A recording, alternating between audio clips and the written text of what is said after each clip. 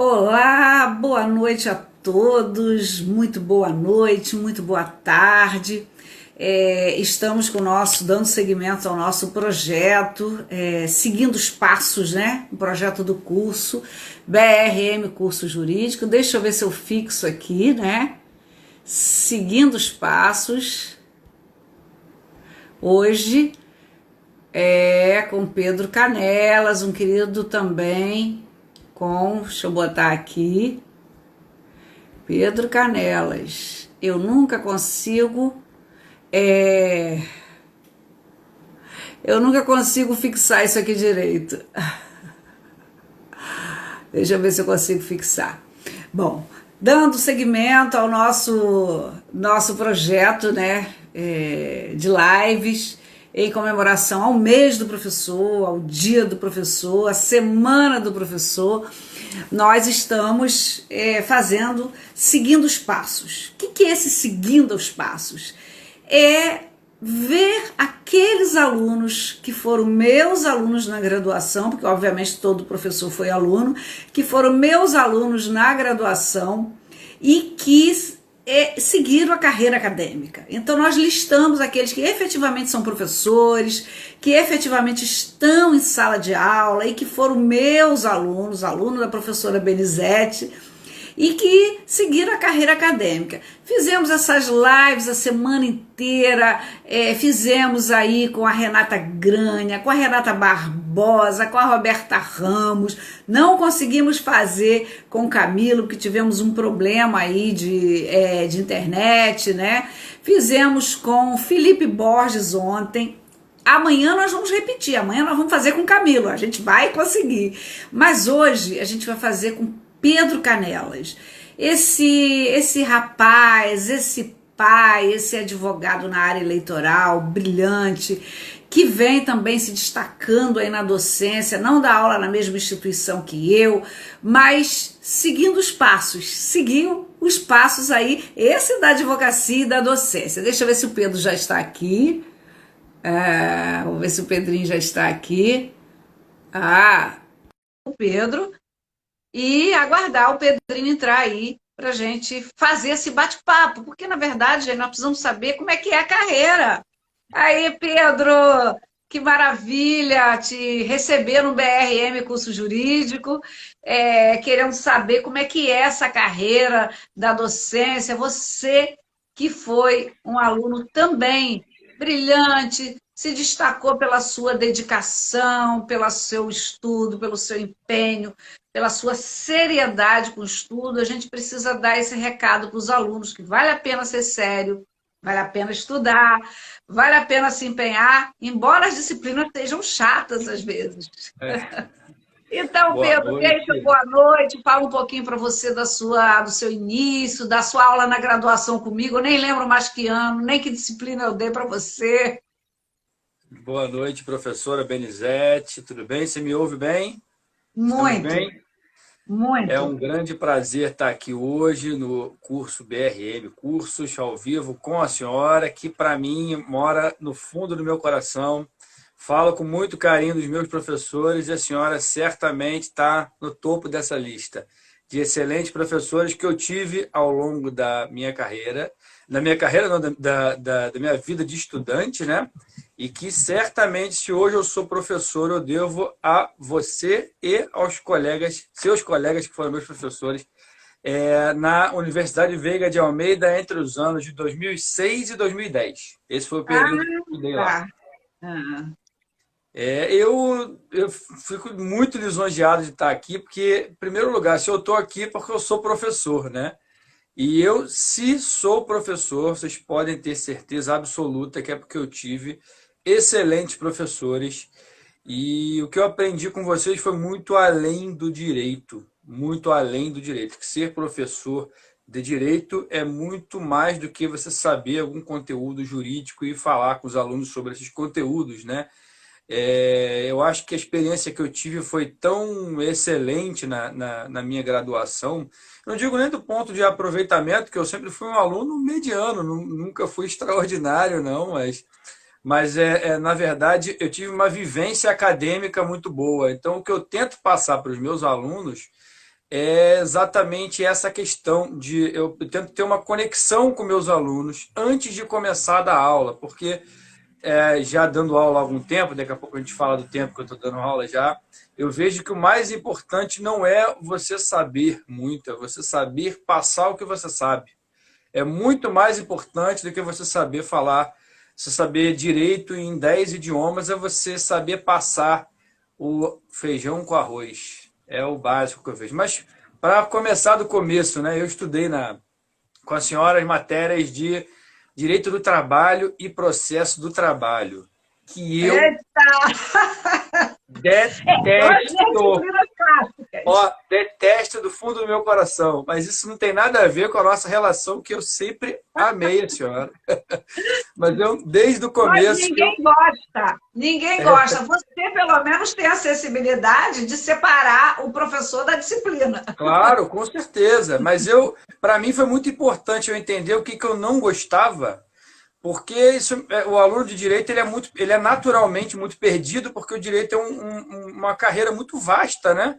É um É, estudo muito grande. Então, se você souber pelo menos o que você não quer, já é um bom caminho.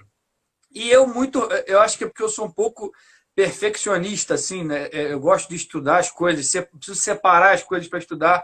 E quando eu vi que na CLT você tem norma processual e norma material, aquilo eu já olhava de rabo de olho, assim, tá mas estranho isso aí.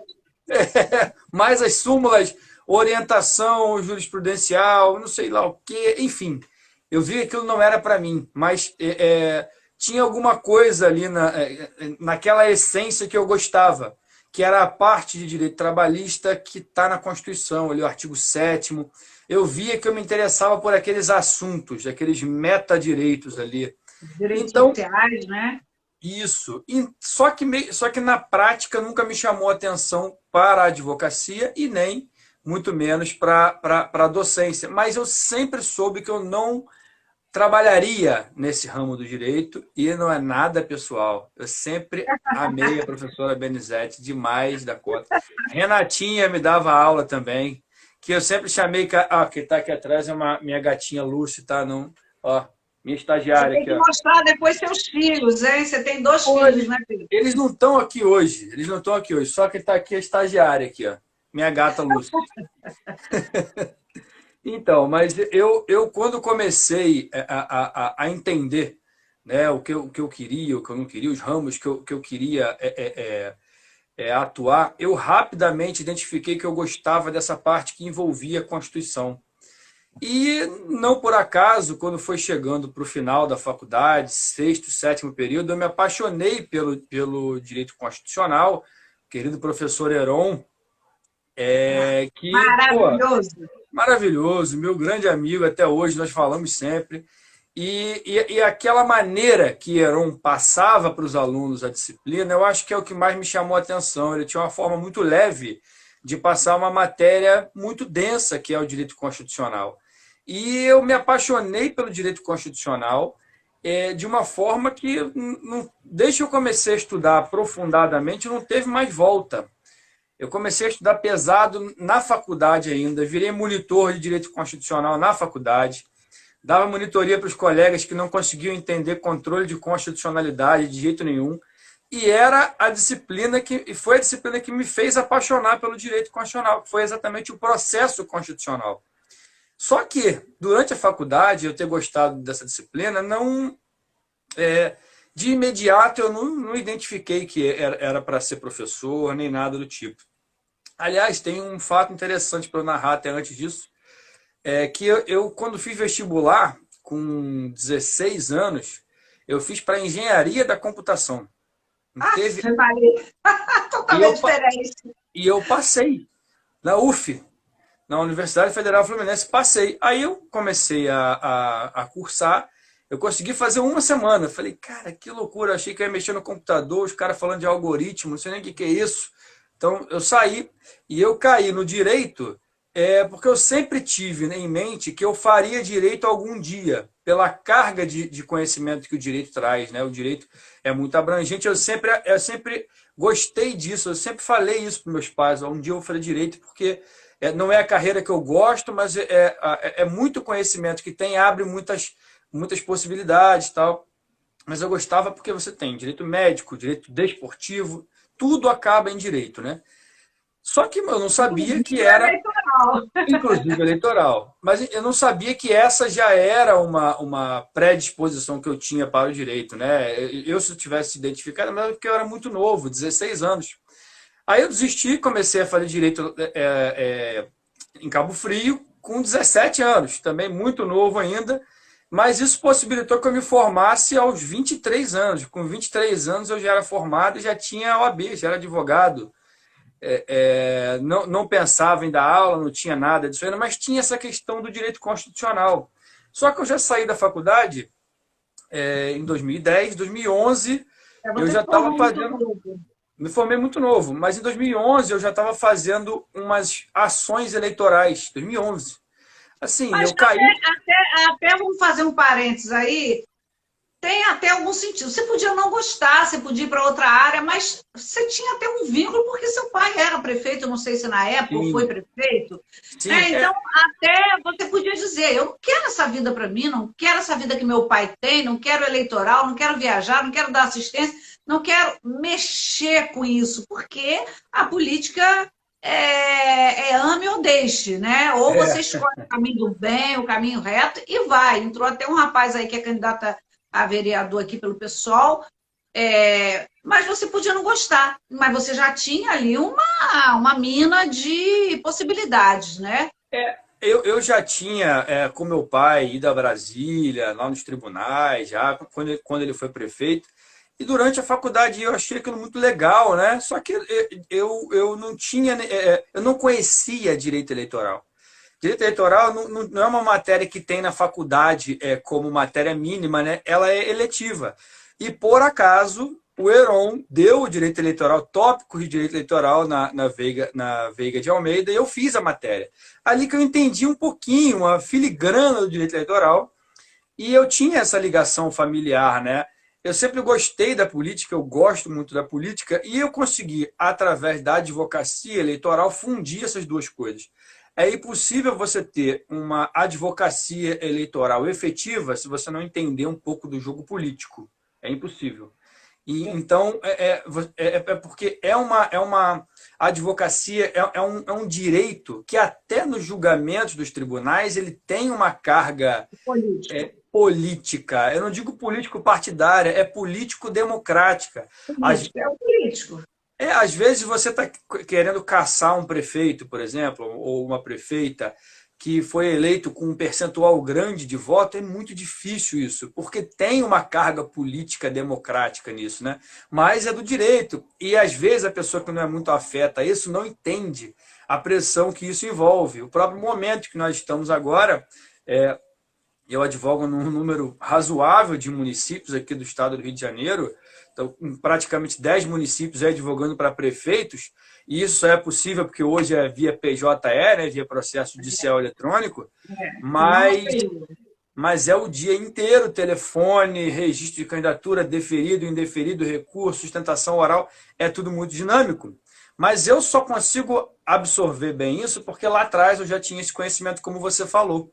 Já tinha essa vivência política de família. Mas isso não me ajudou em nada na prática da advocacia, porque eu sou o primeiro jurista da minha família.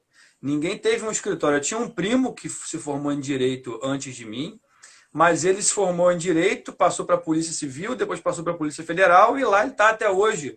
Nunca exerceu advocacia.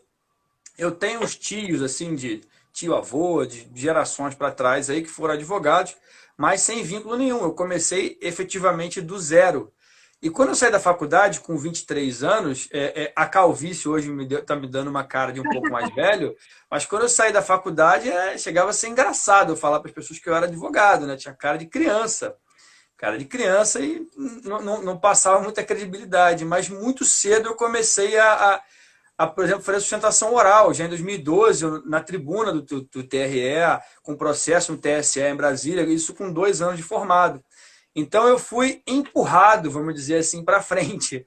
Então, hoje, digamos que eu tenho uma experiência não muito longa, mas eu já tenho aí 6 eleições que eu atuei como advogado. Então, Nossa, isso é já é uma, maravilhoso. já é algum caminho percorrido. Mas, de qualquer forma, isso ainda teve um componente interessante da faculdade, que a faculdade me deu a semente das duas coisas, da É advocacia. isso que eu ia te perguntar. A carreira acadêmica, ela te impulsionou para essa advocacia política, eleitoral e também para a vida acadêmica, ou a vida acadêmica atravessou seu caminho? Foi o contrário, a vida acadêmica atravessou meu caminho. Eu comecei, como eu comecei muito cedo nessa advocacia, que é uma advocacia que ela coloca a gente em evidência, às vezes até rápido demais, mas não é por. Eu acho que é porque tem pouca gente nessa área, né? Não é por nada de demais, mas em pouco tempo eu estava dando consultoria para a InterTV em matéria de direito É porque eleitoral. ninguém sabe, ninguém gosta. A gente não sabe e a gente não gosta. É É. impressionante, é muito específico.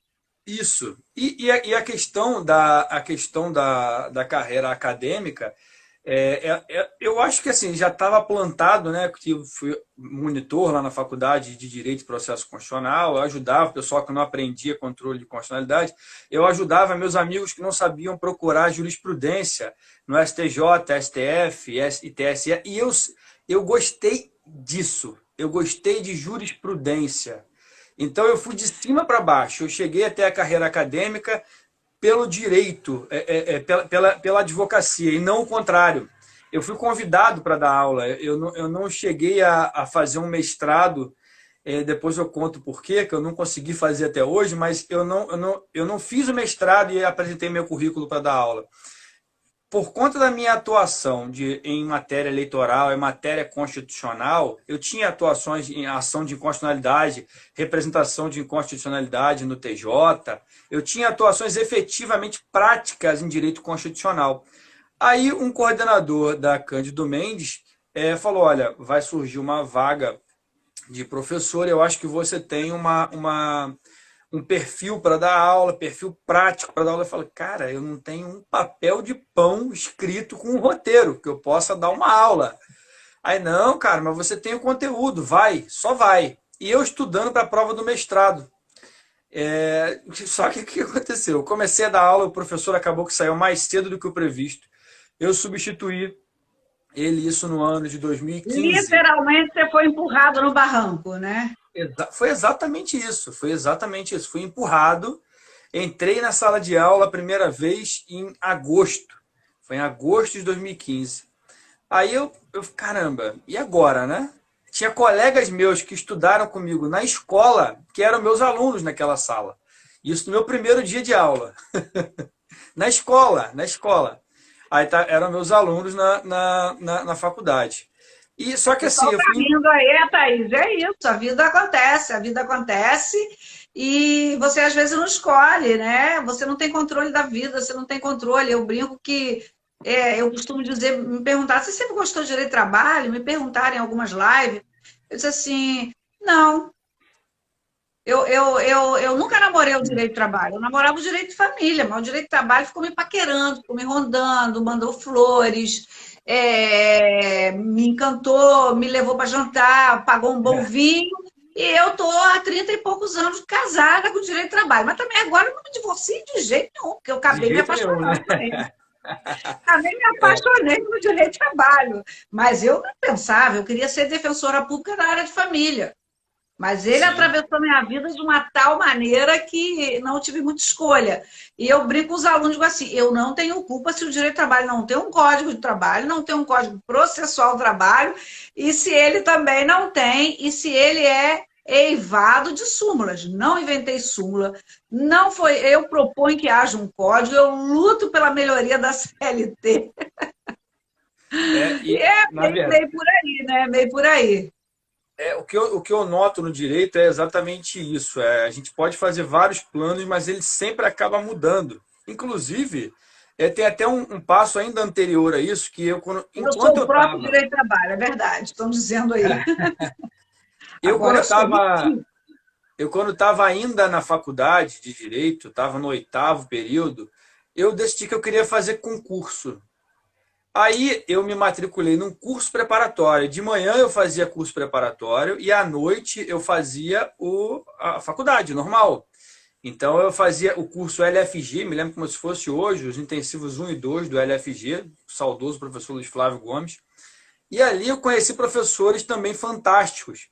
Então, toda o meu contato com professores, seja com professores de curso preparatório ou na faculdade, foi com professores extraordinários. Tanto que eu me lembro muito bem, e ele também lembra muito bem disso, ele sempre fala isso, o professor Rodrigão, de Processo Civil. Quando aconteceu esse convite para mim, para eu dar aula, falei, o que eu vou fazer, cara? Eu vou falar, eu inventei, foi por telefone, inventei uma desculpa que eu ia dar a resposta no dia seguinte. Aí liguei para Rodrigo, falei, Rodrigo, o que eu faço, cara? Fui convidado para dar aula. Aí ele, ué, vai dar aula, pô. Aí nós conversamos pra caramba, ele falou pra caramba e me incentivou muito. A mesma coisa eu fiz com o Heron, liguei para ele, são dois queridos que eu tenho contato até hoje. Falei com ele, ele falou a mesma coisa. Ó, cara, vai, você tem conteúdo, você vai virar professor na prática.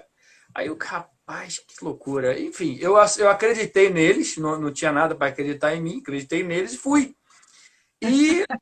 E foi. E já estou nessa brincadeira aí, vai fazer 6 anos.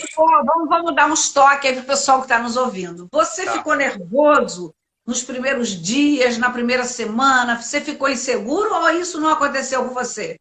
Fiquei totalmente. Eu entrei em sala de aula, não sabia o que eu ia fazer, né?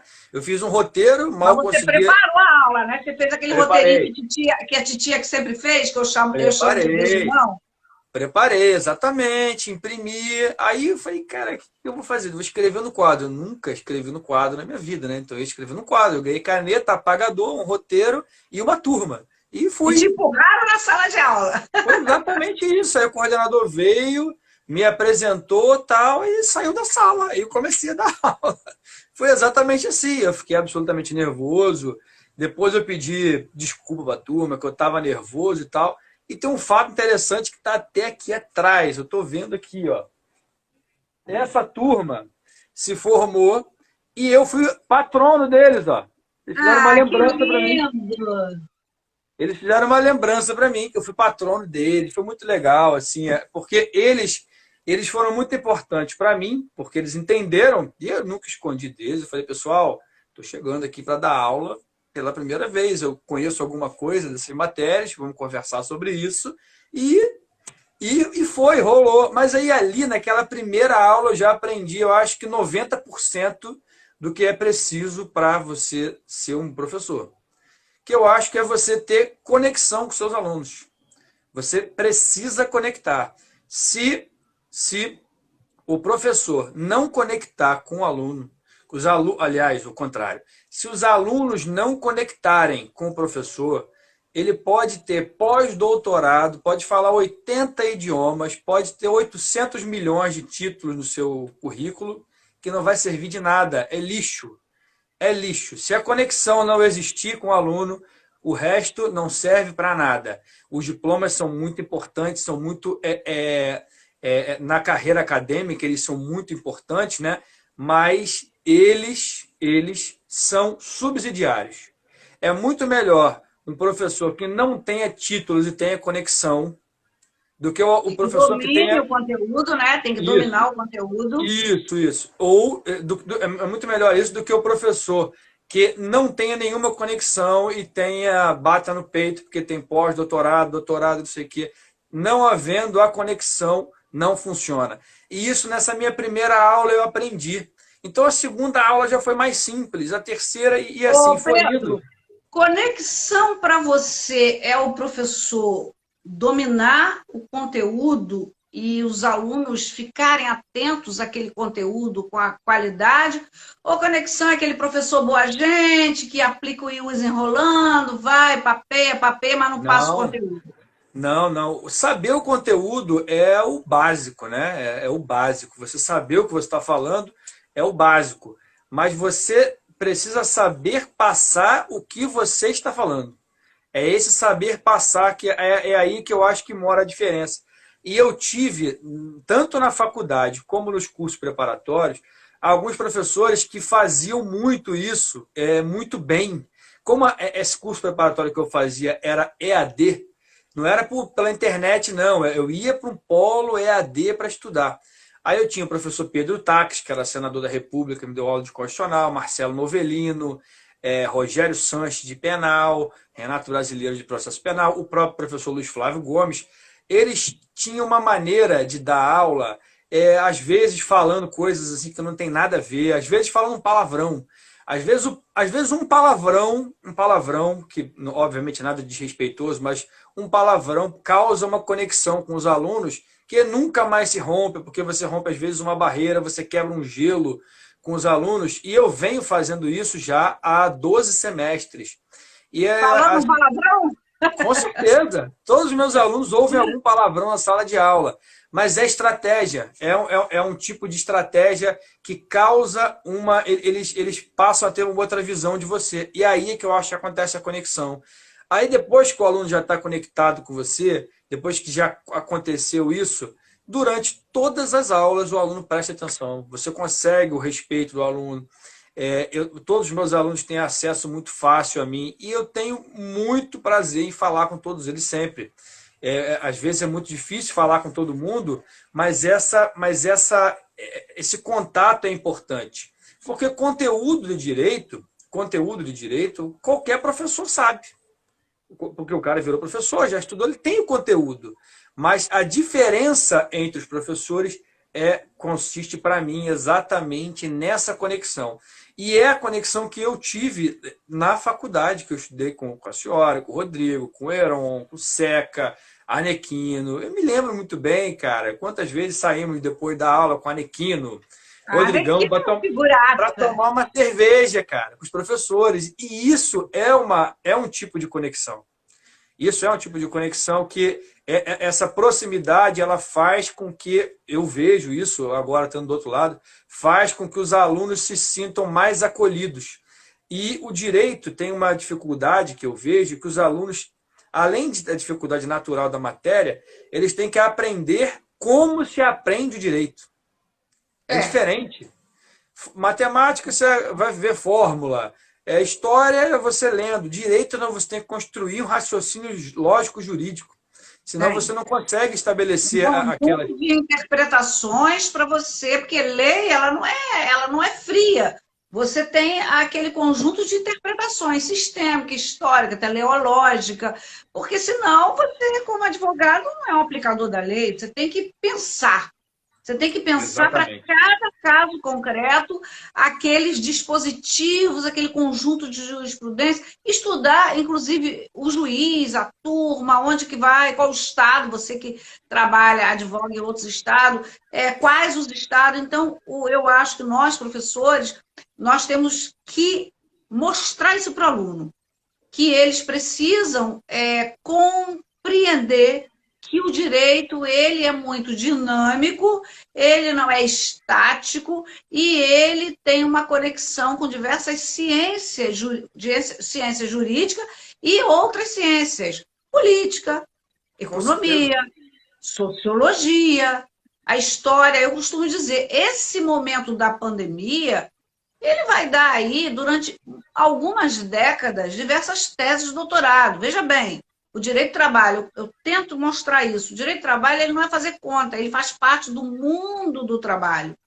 E se tem uma ciência jurídica, se tem um ramo do direito que teve um impacto direto agora, com mudanças, com alterações, é o direito do trabalho. Com as diversas medidas provisórias, isso para falar na perspectiva da legislação. Medidas provisórias, alterações do contrato, audiências por videoconferência, os princípios das audiências, o princípio do processo de trabalho. Ok, isso no campo do direito. Mas e no campo sociológico, empresas e econômicos e políticos? Empresas fechando, empregos desaparecendo, subempregos, né? Alguns ramos. Hoje eu fiz uma reunião por causa do meu curso, né? BRM, curso jurídico, então eu tenho algumas assessorias, fiz uma reunião com o pessoal que faz a parte de divulgação, chamado tráfego, né? E ela é de outro estado. E eu disse para ela assim: a sua área, a área da tecnologia, da divulgação, do marketing, da propaganda, é uma área que deu um boom nesse Sim, momento de pandemia. Outras áreas, como, por exemplo, rede hoteleira, turismo de um modo geral, viagens aéreas, congressos mesmo, né, presenciais, isso tudo ficou estagnado, ficou paralisado a própria advocacia. Não a sua, porque você está no ano eleitoral, você está no ano efetivamente de ganhar dinheiro. É o seu ano de ganhar dinheiro. E tem que verdade. aproveitar, porque você tem expertise. É diferente do direito de trabalho, do direito civil. Está tudo relativamente parado, porque as pessoas não têm dinheiro e não vão investir nisso. E ainda que você faça um contrato de êxito, como é o caso da advocacia trabalhista, você não consegue receber, porque as empresas estão, de um modo geral, quebradas, à exceção de bancos, farmácias, rede de supermercado varejo Mercado. e atacado, e essa área de tecnologia. Se você pensar nos outros setores, nos outros setores da economia, os outros setores estão reaquecendo, vão começar a reaquecer agora, inclusive Sim, escolas, universidades privadas. Então, nós estamos vivendo um momento muito atípico. E é isso que o aluno da graduação precisa pensar. Ele não pode pensar o direito dentro de uma caixinha fechada. O direito ele tem uma. Eu acho que é a ciência jurídica que tem mais, a ciência que tem mais leque, né, Pedro? Porque se comunica com tudo. sim, Mas dentro de sala de aula, você, por exemplo, precisa ensinar os princípios do direito constitucional, o diálogo do direito constitucional com outras fontes, o processo eleitoral, a criação da legislação, né? As casas legislativas, o executivo, o judiciário. Isso é chato. É é, chato você falar, vamos lá agora aprender aí o que é o executivo, o que é o judiciário, quantos ministros tem, quantos senadores por estado, como é que compõe, como é que não compõe, como é que é o processo eleitoral. Isso é chato, mas é a base. Se você não entender a base, que embora seja chata, você não entende o que vem depois disso. Você não entende a conexão disso com, por exemplo, hoje, ser um advogado eleitoral. Você precisa ter essa base muito bem dominada. sim. Dominar a base para daí viajar. O que eu Né? tento fazer para ministrar essas disciplinas é exatamente tentar levar um conteúdo prático para os alunos. Casos práticos, casos atuais, porque o direito ele tem essa parte chata, mas é necessária. Não É tem que necessária. enfrentar. Tem que enfrentar. Então, o que eu tenho tentado fazer é me colocar com a cabeça de aluno para saber, cara, o que eu gostaria, de como que eu gostaria que me fosse passada essa informação. E eu sempre conto casos. E como eu sempre estou em Brasília, eu falo, se os alunos me veem postando foto lá, eu conto casos pessoais meus lá, de atuação, eles ficam vidrados quando eu conto esse tipo de caso, que eu fui despachar com o ministro. Eu gosto de falar essas coisas para eles verem como é que é na prática. E toda vez que eu falo, quanto mais eu falo esses casos, mais eu vejo que eles estão prestando atenção. E é nesse momento que eu vejo que faz a diferença, fez diferença na minha vida, eu não ter seguido uma carreira puramente acadêmica. A prática é fundamental. A prática é Eu fui para a fundamental. prática e da prática me empurraram para dentro da sala de aula. Foi exatamente o que aconteceu comigo. Mas teve esse acumulado de experiências que eu tive, que começaram na faculdade, estudando para concurso. Aí eu cheguei a passar para juiz leigo, foi o primeiro concurso de juiz leigo que teve no TJ para alunos que não eram da Emerge. E eu fui durante 2 anos juiz leigo do Juizado Especial Civil de Nova Iguaçu, depois em Rio das Ostras. Dei mais de 2.000 sentenças, era um cargo de concurso público, né, remunerado, eu podia continuar advogando, e aquilo ali foi essencial para eu ver que eu detestava ser juiz, não nasci para aquilo, sendo que eu estudava desde a faculdade para ser juiz.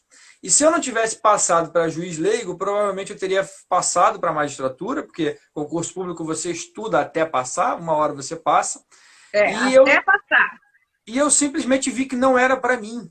Não era para mim, porque eu sou perfeccionista. As minhas petições iniciais, elas são assim, elas são perfeitas, não é do ponto de vista, do ponto de vista profissional, eu quero dizer, mas elas são detalhistas. E você, como juiz, não consegue fazer isso, porque você tem mil Não, sentenças para dar por não, mês. não, não, Eu não, não. e aí eu vi que aquilo não ia ser para mim. Aí E o juiz não escolhe o cliente, né? Nós escolhemos. Você pode exatamente, dizer assim: eu não quero advogar para aquele prefeito, para aquele candidato. Eu não quero, exatamente, simplesmente eu não quero. Mas eu, em compensação, tenho um prazer imenso de advogar para esse aqui. Para esse aqui eu vou advogar de graça, porque eu acredito no projeto exatamente. dele. Para esse aqui eu vou cobrar bem, porque o projeto dele é duvidoso, eu É. acredito mais ou menos e ele pode pagar. Exato. E essa questão mas essa experiência que eu tive também como juiz leigo foi interessante para eu ver como é estar do outro lado, né? Porque você é tratado como juiz, tem um gabinete lá, você faz sentenças, muitas sentenças mesmo, é só Que juizado, área? matéria Qual área? civil e consumidor. Civil e consumidor fazia muita sentença, muita sentença. Mas eu vi que aquilo não era para mim, de eu ter que fazer 200, 300, 400 sentenças iguais, porque casos iguais chegam. Então aquilo me deu um nervoso. Falei, caramba, graças a Deus que eu passei por isso, eu não fiz mais provas e não tenho nenhuma vontade de ter aquela vivência de você ter que ir para o fórum, fazer audiência, enfim, não é para mim mesmo. E nem do ponto de vista assim, das limitações que a carreira te traz também. A advocacia é uma profissão livre, você não tem teto, né, É verdade. remuneratório, você não tem problemas de expediente. Se eu não quiser trabalhar, eu não vou trabalhar. Se eu quiser trabalho de casa agora, né, como eu tenho um home office, que eu estou aqui, eu tenho um escritório em outra cidade, eu posso estar em vários lugares trabalhar, mas você não tem aquele expediente forense que até pode ter uma estabilidade, algumas pessoas gostam disso, né?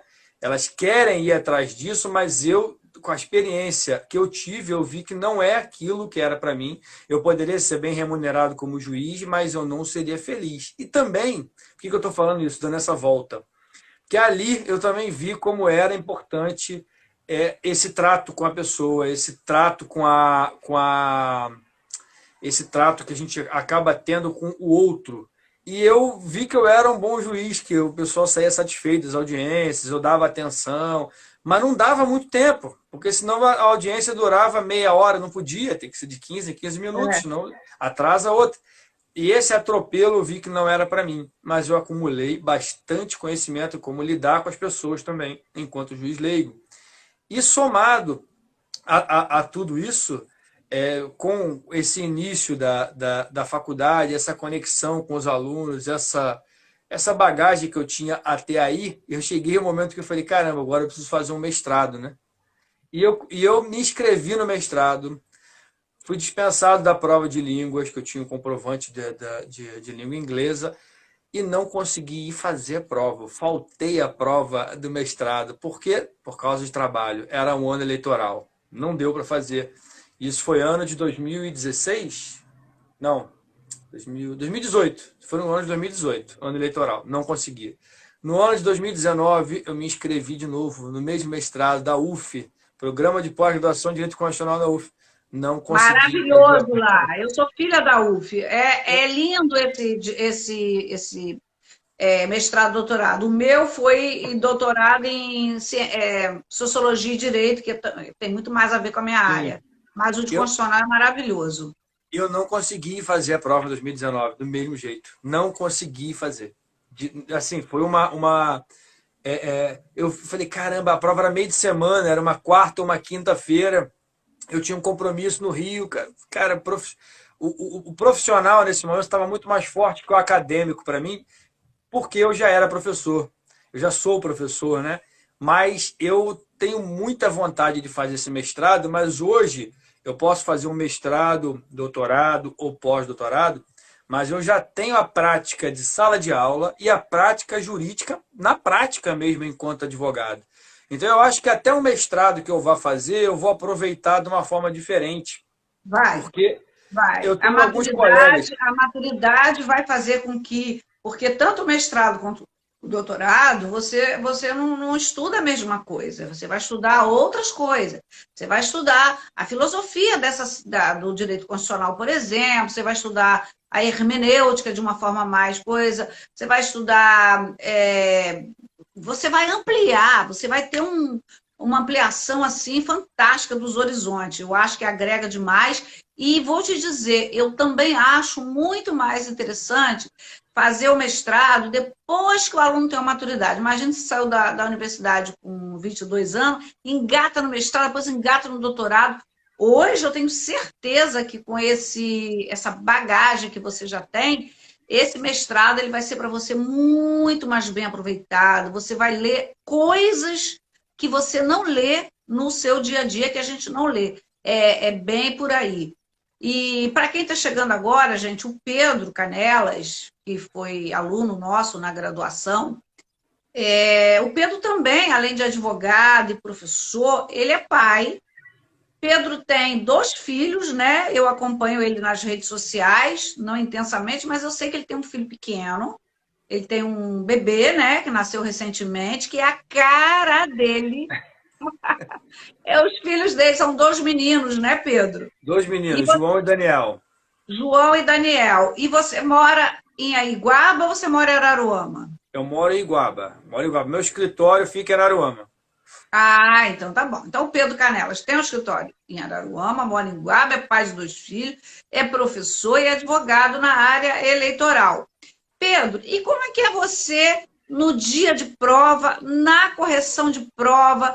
Você se irrita quando você vê aquelas respostas? Você que foi um aluno brilhante, se irrita quando você vê aquelas respostas feitas de qualquer jeito? Aluno que não está nem aí, que cola, e que joga o barro para ver se cola. Você que domina o tema, o que você acha disso?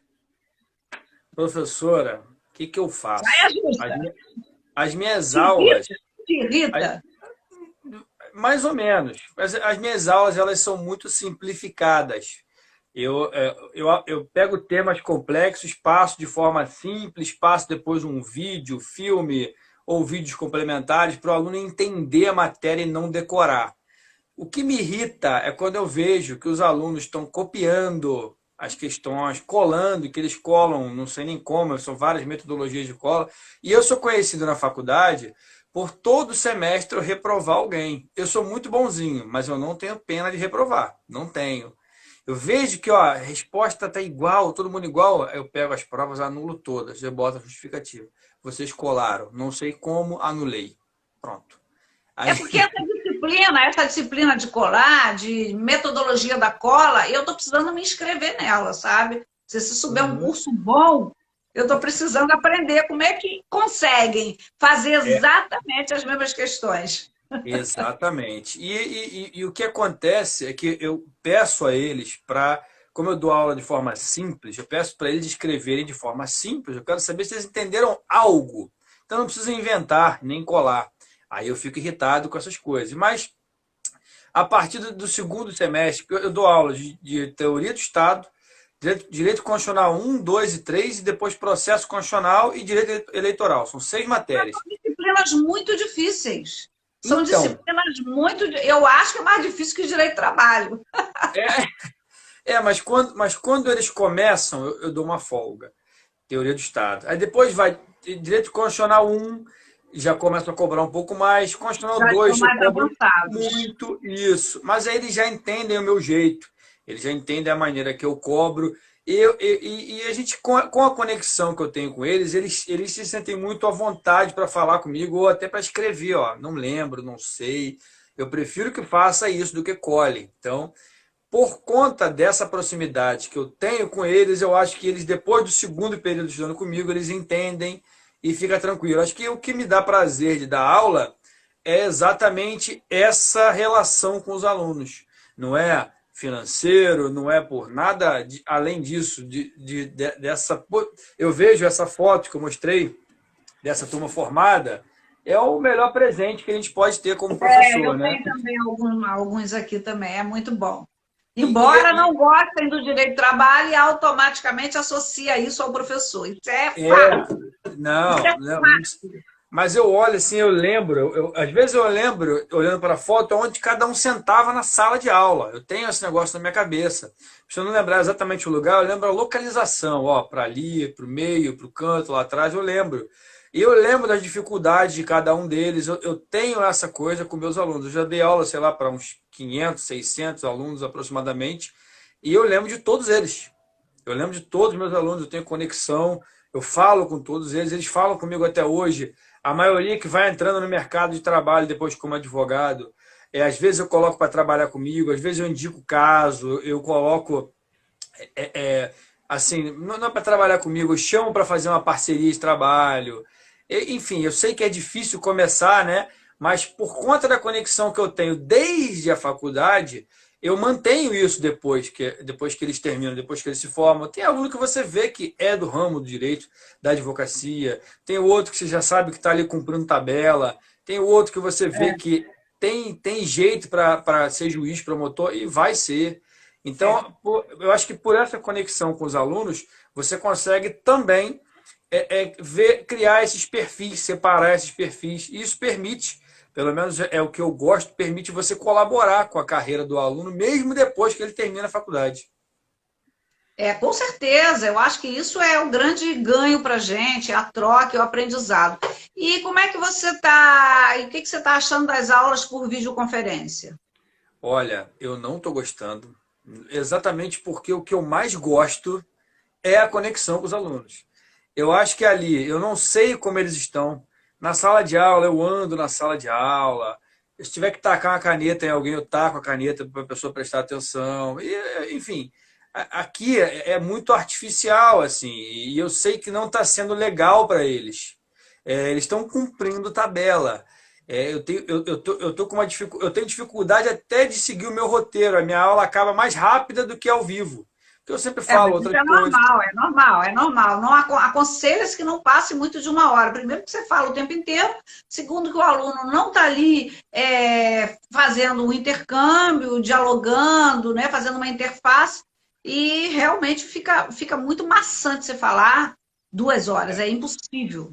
Eu não estou gostando mesmo. Assim, eu estou louco para chegar em janeiro e me avisarem que vai ser presencial ano que vem, porque eu estou achando chatíssimo. Você passa trabalhos de provas para corrigir, assim, não dá para avaliar nada. Vamos Não, falar a verdade, não, né? não dá. Essa é a E eu tenho verdade. percebido também uma repetição da resenha, um copia do outro, não assistiu o documentário que você pediu, não pesquisou uma jurisprudência. Eu tenho trabalhado muito nessas aulas por videoconferência, com pesquisa, né, pedindo pesquisas de jurisprudência sobre temas que eu separo diversos temas, pesquisa de matérias sobre aquilo, né? Sobre determinado tema, trabalho da mulher, sobre justa causa, agora eu vou passar relacionado ao direito coletivo, e eu percebo uma coisa, Pedro, os alunos da graduação, não todos, obviamente, mas uma boa parte não sabe pesquisar jurisprudência,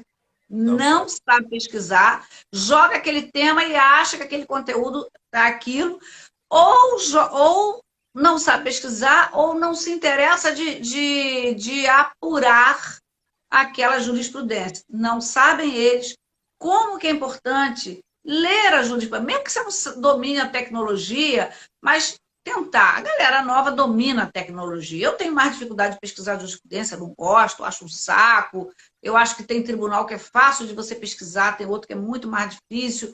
Mas o advogado e o professor, qualquer carreira jurídica, precisa olhar a jurisprudência.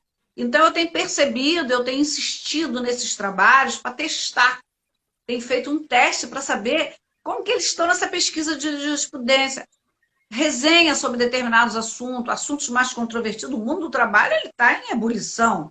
Então, eu tenho pedido muito para resenha sobre determinadas temáticas, principalmente a reforma trabalhista, sobre essas medidas provisórias, sobre a questão do trabalho do menor, sobre a questão relacionada,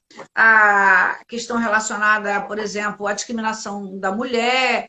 Então, eu tenho pedido muita jurisprudência e eu percebo o quanto os alunos não sabem, não se interessam por saber e automaticamente vai levar isso, se não despertar rápido, vai levar isso para a vida profissional. Eu Então, não o lembro. que eu percebo dessas aulas telepresenciais, eu sinto a mesma coisa que você. Eu gosto também de estar em sala de aula, gosto muito de gente, como eu digo, eu gosto de gente, então eu gosto da conexão, né? É, Por mais que você esteja às vezes cansado, por mais que seu conteúdo seja chato, você tem uma forma diferente de passar o conteúdo, faz uma brincadeira. E aí, como é que foi a noite ontem? Como é que foi o dia? Você está dormindo? O que, que houve? Que roupa é essa? Aquela brincadeira que eu acho que movimenta a relação aluno-professor. A tríade, aluno-professor-disciplina. sim, Aluno-professor-disciplina, ela é movimentada por essa dinâmica presencial. Essa sim, dinâmica sim. presencial, como tudo na vida, ela é muito importante nas relações humanas de um modo geral. Então, eu também sinto falta disso. É, Contudo, penso eu que as instituições, elas rapidamente se inventaram para que o aluno não perca, embora o critério de avaliação faça com que o aluno não precise assistir à aula obrigatoriamente e não precise estudar a matéria para fazer aquela prova, que é uma prova de avaliação de todo o conteúdo. Então, isso eu acho que pode se perder e comprometer um pouco na prova da OAB, sobretudo aqueles que não percebem a importância de aproveitar o professor que quer ensinar, que domina a matéria, e de que ele não tem que estudar quando sai da faculdade, não. Ele tem que começar o estudo dele dentro da graduação. Então, eu acho que isso pode se perder um pouco. Mas, por outro lado, faz com que o aluno também possa criar asas ao fazer resenhas, resumos, comentários, pesquisa de jurisprudência, e daí até poder, no trabalho de conclusão de curso, cada universidade tem o seu, fazer melhor. Porque também é outro problema, o aluno não sabe escrever uma monografia, não sabe escrever um artigo, porque durante, talvez, a gente não estimule isso, talvez não seja por isso. E isso é uma percepção minha mesmo. é. E assim, eu fiz 4 pós-graduações, 4, todas elas online, todas Nossa, elas. Eu adorei, eu mas nunca não era. estudei online, eu só dou aula online. Você falou LFG, eu dou aula na LFG, eu dou aula na Cândido Mendes, vou para São Paulo, para Brasília, para Belo Horizonte, eu falo para uma câmera. Isso já Sim, acostumei. Estou falando sim. com uma câmera, não tem nem a minha imagem às vezes. Aham. Mas então, eu não teria conseguido fazer a minha graduação online. Mas a pós-graduação eu fiz 4. Uma de Direito Penal Econômico, depois fiz uma de Eleitoral, depois Constitucional, depois uma de Penal. As 4 online. Eu adorei. 6 anos, né? Cada um ano e meio. 6 anos estudando online. Eu adorei. Mas eu já tinha o conhecimento, já sabia como estudar a matéria, né? Eu simplesmente aprofundei as matérias, mas eu acho que você pegar a base da graduação jurídica online, eu confesso a você, eu não sou otimista em achar que vamos ter uma faculdade 100% online de direito. Eu acho que esse momento que a gente está vivendo agora, ele é uma excepcionalidade, não veio para ficar, não veio para ficar. Se veio para ficar, a gente vai ter uma piora muito grande da qualidade jurídica dos alunos, dos exames da OAB, é a Embora percepção que eu seja tenho. diferente, Pedro, embora seja diferente o EAD, as aulas gravadas, com essa interlocução que a gente faz, né? Porque as nossas aulas na nossa universidade, elas não são gravadas, elas são em tempo real, como Ah, a não, gente está não. fazendo Sim, aqui. eu também faço pelo Eu aplicativo, acho né? melhor, né? É É melhor, rendimento. é melhor, mas para a graduação eu não sou otimista, não vejo com bons olhos, não vejo mesmo. Então, por isso que eu sou um torcedor para que isso acabe logo. Porque se o aluno não sabe pesquisar uma jurisprudência, não é você explicando online que eu acho que eles vão conseguir entender. Porque eu me lembro que os meus amigos, quando eu estava na faculdade estudando, depois que eu aprendi a pesquisar jurisprudência no site do STF, no STJ, eles me pediam para ensinar. Mas Excelentes é alunos, difícil. excelentes alunos. Mas hoje em dia está muito mais fácil. O STJ, então, é uma moleza. O STJ é um tribunal que ele é 100% digitalizado mesmo. Então, você tem lá jurisprudência em tese, jurisprudência por assunto, separado por matéria, leis comentadas jurisprudencialmente. E na minha maior atuação, que é no direito eleitoral, é uma disciplina, é uma matéria 100% jurisprudencial. Se existe uma matéria jurisprudencial, é direito eleitoral. Direito eleitoral é o seguinte: se o juiz aqui não acatar a minha petição, que está baseada num precedente que eu sei que é a jurisprudência do TSE, eu vou ficar tranquilão em perder, falar, meritíssimo, obrigado, mas vou reformar a sua sentença. Se eu chegar no TRE, no Rio de Janeiro, e eles forem contra a minha tese, eu vou falar, ó, muito obrigado, desculpa, mas os senhores estão errados. Eu vou até o TSE e ganho. Por quê? Porque é um tribunal jurisprudencial. Justiça eleitoral, se você não conhecer jurisprudência, você nem pisa. São só 4 leis. 4 leis. Lei das eleições, a lei dos partidos políticos, a lei das inelegibilidades e o Código Eleitoral. O Código Eleitoral já tem 80 anos de vigência aí. E o que faz, o que acomoda o direito eleitoral para as novas eleições é a jurisprudência. Então, se você não entende jurisprudência, você não entende nada de eleitoral. Então, o aluno que não sabe pesquisar uma jurisprudência, não tem caminho para ele. Eu não me lembro de ter feito, nessa eleição de 2020 eu devo ter feito umas 100 petições, eu não lembro de alguma, por mais simples que fosse, que eu não tenha botado um julgadozinho, uma ementa. Não me lembro. Não me lembro. E isso precisa botar, é necessário colocar, é fundamental. Não é exigido, mas eu vou falar, olha, utilizar camisas para organizar campanha não constitui o ilícito eleitoral, conforme decidiram tal, tem que juntar a jurisprudência, porque a gente lida com... no direito eleitoral, quem sabe eleitoral são os advogados eleitoralistas e os serventuários da justiça eleitoral. Por quê? Juiz eleitoral e promotor eleitoral muda a cada 2 anos. Ele fica no eleitoral, ele não é o juiz eleitoral, ele vem para o eleitoral, ele não tem essa especialização igual o juiz de trabalho. Exato, e é igual os desembargadores do TRE. São 3 desembargadores, são 2 desembargadores do TJ, um do TRF, 2 juízes do TJ e 2 advogados. A maioria chega ali sem nunca ter visto a matéria eleitoral. E eles não sabem eleitoral. Quem sabe eleitoral são os assessores. Quando a gente chega lá em Brasília, no TSE, o TSE são 3 ministros do STF, 2 ministros do STJ e 2 advogados. Os advogados que estão no TSE são os que mais sabem direito eleitoral. A gente tem lá hoje, por exemplo, no TSE, o presidente é o ministro Barroso, tem o ministro Fachin e o ministro Alexandre de Moraes. Os 3 nunca atuaram na justiça eleitoral, enquanto advogado, procurador e nada. Fachin igual quando cai uma matéria trabalhista lá, já assim, Barroso sabe nada de direito de trabalho, gente. A gente fica danado, a maioria não sabe, porque Exato. é muito específico mesmo. Pedro, você sabe que o Instagram corta a gente com 1 hora, né? E nós já estamos, o papo flui tanto, a gente está quase chegando lá. Então, caramba, eu vou... faltam 3 minutos. Eu vou encerrar e passar para você. Quero convidar todo mundo para amanhã. Nós vamos ter 2 lives. A do professor Camilo, não sei se ele foi seu professor. A do Camilo, que a gente teve um problema de Instagram. A gente não conseguiu fazer a live. O Instagram cortou 6, 8 vezes. Então, nós adiamos para amanhã, às 17 horas. Às 18 horas, nós vamos fazer uma com a professora Cleide Seca, que vai ser de professor para professor. Embora ela tivesse estudado na universidade, na mesma época que eu era professora, eu não dei direito de trabalho para ela, porque ela estudava de tarde.